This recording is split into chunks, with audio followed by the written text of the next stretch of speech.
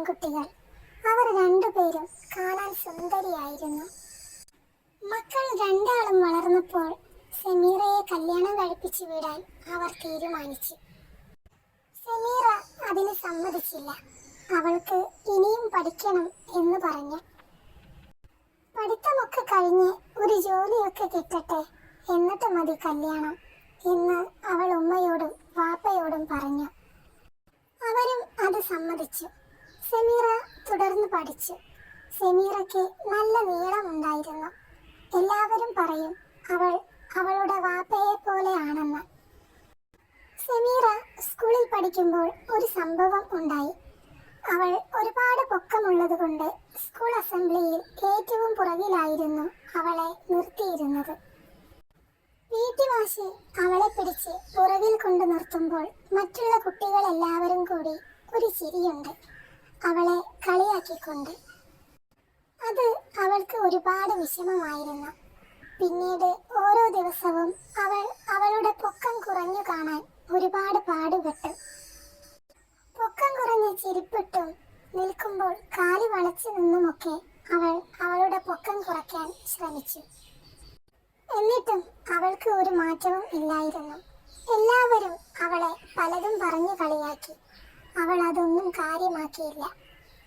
കാരണം അവളെ സംബന്ധിച്ച് അവൾക്ക് അതൊരു കുറവായിരുന്നില്ല.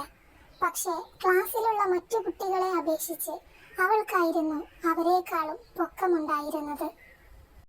ഒരിക്കൽ പി.ടി. മാഷ് ക്ലാസ്സിൽ വന്ന് അവളെ വിളിച്ചു കൊണ്ടുപോയി. എല്ലാവരും എന്തിനായിരിക്കും അവളെ മാഷ് വിളിച്ചത് എന്ന് സംശയത്തിലായിരുന്നു. അവളെ മാഷ് ഗ്രൗണ്ടിൽ കൊണ്ടുപോയി ഷോട്ട് പുട്ട് എറിയാൻ പറഞ്ഞു. അവൾ ഞാനില്ലെന്ന് പറഞ്ഞ് ഒഴിഞ്ഞു മാറാൻ ശ്രമിച്ചു. പക്ഷേ മാഷ് സമ്മതിച്ചില്ല. നിനക്ക് പൊക്കമുള്ളത് കൊണ്ട് ഇത് ഈസിയായി പറ്റും, ഒന്ന് ശ്രമിച്ചു നോക്കാൻ മാഷ് പറഞ്ഞു. അവൾ ഉള്ളിലെ വിഷമങ്ങളൊക്കെ മറന്നുകൊണ്ട് മനസ്സില്ലാ മനസ്സോടെ ഒറ്റ ഏറ് വെച്ചു കൊടുത്തു. ദാ കിടക്കുന്നു. അത് ഒത്തിരി ദൂരെ ചെന്ന് വീണു. മാഷ് കൈയടിച്ചു. ഇത് കണ്ടു നിന്ന മറ്റു കുട്ടികളും അവളെ കൈയടിച്ച് പ്രോത്സാഹിപ്പിച്ചു. അവളുടെ ടാലന്റ് കണ്ട മാഷ് പിന്നെ അവളെ വിട്ടില്ല. പിന്നീട് അങ്ങോട്ടുള്ള എല്ലാ മത്സരത്തിലും അവളെയും പങ്കെടുപ്പിച്ചു. സ്കൂളിൽ സ്പോർട്സിൽ ഒന്നാമതായിരുന്നു അവൾ. എല്ലാ ഐറ്റത്തിലും അവൾ അവളുടെ കഴിവ് തെളിയിച്ചു. സ്കൂളുകൾ തമ്മിലുള്ള മത്സരത്തിലും ജില്ലാ കലോത്സവത്തിലും ഒന്നാം സ്ഥാനം നേടി അവസാനം സ്കൂളിന്റെ അഭിമാനമായി അവൾ മാറുകയായിരുന്നു. ഇതായിരുന്നു സ്കൂളിൽ വെച്ച് അന്ന് നടന്നത്. അങ്ങനെ ഇപ്പോൾ വിവാഹം വേണ്ടെന്ന് പറഞ്ഞ് അവൾ പഠനവുമായി മുന്നോട്ടു പോയി. ഒരു ദിവസം അവളോട് ഒരു ചെറുക്കൻ ചെന്ന് ഇഷ്ടമാണെന്ന് പറഞ്ഞു. അവൾ നോക്കിയപ്പോൾ ചെറുക്കൻ അവളുടെ അത്രയും പൊക്കമില്ലായിരുന്നു. അവൾ ഒന്നും മിണ്ടാതെ പോയി. പിറ്റേന്നും അവൻ അവളെ കാണാൻ വന്നു. അവൾ അന്നും അവനെ മൈൻഡ് ചെയ്തില്ല. അവളുടെ ഒരാഗ്രഹമായിരുന്നു അവളേക്കാൾ പൊക്കമുള്ള ഒരാളെ കല്യാണം കഴിക്കണമെന്ന്. ഇതിപ്പോ രണ്ടുപേരും ഒരുമിച്ച് നിന്നാൽ 1 ഇഞ്ച് പൊക്കം അവൾക്കായിരുന്നു.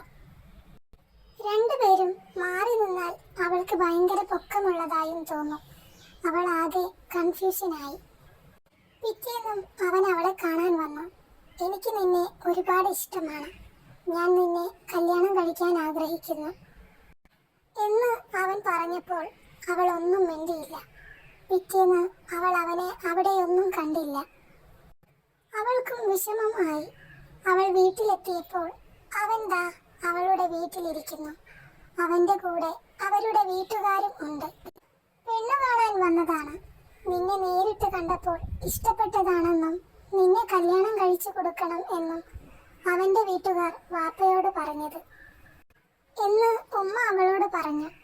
അവൾ എനിക്ക് ഒന്നും അറിയില്ല ഉമ്മ എന്ന് പറഞ്ഞു. അത് കേട്ടപ്പോൾ വാപ്പ അകത്തോട്ട് വന്ന് പറഞ്ഞു, അവൻ നല്ല ചെറുക്കനാ മോളെ, നിന്നെ അവൻ പൊന്നുപോലെ നോക്കുമെന്ന് എനിക്ക് നല്ല ഉറപ്പുണ്ട്. അവൻ സംസാരിക്കുന്നത് കേട്ടപ്പോൾ എനിക്ക് മനസ്സിലായി അവൻ നിന്നെ എന്തുമാത്രം സ്നേഹിക്കുന്നുണ്ടെന്ന്. അവന് നിന്റെ അത്രയും പൊക്കമില്ലെന്നേ ഉള്ളൂ, നല്ലൊരു മനസ്സുണ്ട്. അതുപോലെ എൻ്റെ മോൾക്ക് ഇനിയെല്ലാം മോളുടെ ഇഷ്ടം പോലെ നടക്കട്ടെ എന്ന് വാപ്പ അവളോട് പറഞ്ഞു. അവൾ ഒന്നും ആലോചിക്കാൻ നിൽക്കാതെ സമ്മതമാണെന്ന് പറഞ്ഞു. വീട്ടുകാർ എല്ലാം പറഞ്ഞുറപ്പിച്ചു. അവന്റെ കുടുംബക്കാർ പലരും എന്തിനാ ചെറുക്കനേക്കാളും നീളമുള്ള പെണ്ണിനെ അവന് കല്യാണം കഴിച്ചു കൊടുക്കുന്നത്, അത് നാണക്കേടാ എന്നൊക്കെ പറഞ്ഞു. അതൊക്കെ കേട്ടപ്പോൾ അവന്റെ വീട്ടുകാർക്കും ചെറിയ ഇഷ്ടക്കുറവ് തോന്നിയെങ്കിലും അവർ അതൊന്നും പുറത്തു കാണിച്ചില്ല. കുറച്ചു നാളുകൾ കഴിഞ്ഞപ്പോൾ അവരുടെ വിവാഹം കഴിഞ്ഞു. കല്യാണ ദിവസം ഇത് തന്നെ ആയിരുന്നു സംസാരം. ചെറുക്കനേക്കാളും പൊക്കമുള്ള പെണ്ണ് എന്നതായിരുന്നു വിഷയം. പിറ്റേന്ന് അവന്റെ വീട്ടിൽ അയൽക്കാർ പുതുപ്പെണ്ണിനെ കാണാൻ വന്നപ്പോൾ എന്തൊരു നീളമാ ഈ പെണ്ണിന് എന്ന് അവന്റെ ഉമ്മയോട് അവർ പറഞ്ഞു. ഇത് കേട്ടപ്പോൾ ഉണ്ടായ വിഷമത്തേക്കാൾ അവളെ വേദനിപ്പിച്ചത് അവന്റെ ഉമ്മയുടെ മുഖത്തുണ്ടായ ഭാവമാറ്റമായിരുന്നു.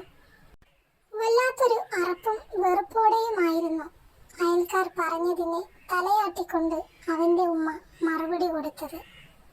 വർഷങ്ങൾ കഴിഞ്ഞു. അവർക്ക് 3 മക്കളുണ്ട്. എന്നിട്ടും അവന്റെ വീട്ടുകാർക്കും കുടുംബങ്ങൾക്കും ആ ഇഷ്ടക്കുറവ് ഇന്നും ഉണ്ട്. അല്ലെങ്കിലും പരസ്പരം ഇഷ്ടപ്പെട്ട് കൂടെ ജീവിക്കുന്ന അവർക്കില്ലാത്ത എന്ത് ബുദ്ധിമുട്ടാണ് ഈ കാണുന്നവർക്കുള്ളത്? മറ്റുള്ളവർ എന്ത് വിചാരിക്കും എന്ന് ചിന്തിക്കാൻ അവർ ജീവിക്കുന്നത് മറ്റുള്ളവർക്ക് വേണ്ടിയല്ല. അവർ അവർക്ക് വേണ്ടി മാത്രമാണ് ജീവിക്കുന്നത്. അവർ എങ്ങനെ ജീവിക്കണം, എന്ത് ചെയ്യണം എന്നൊക്കെയുള്ളത് അവരുടെ മാത്രം ഇഷ്ടമാണ്. അതുകൊണ്ട് 2 പേരും മക്കൾക്കൊപ്പം സന്തോഷത്തോടെ ജീവിക്കുന്നു.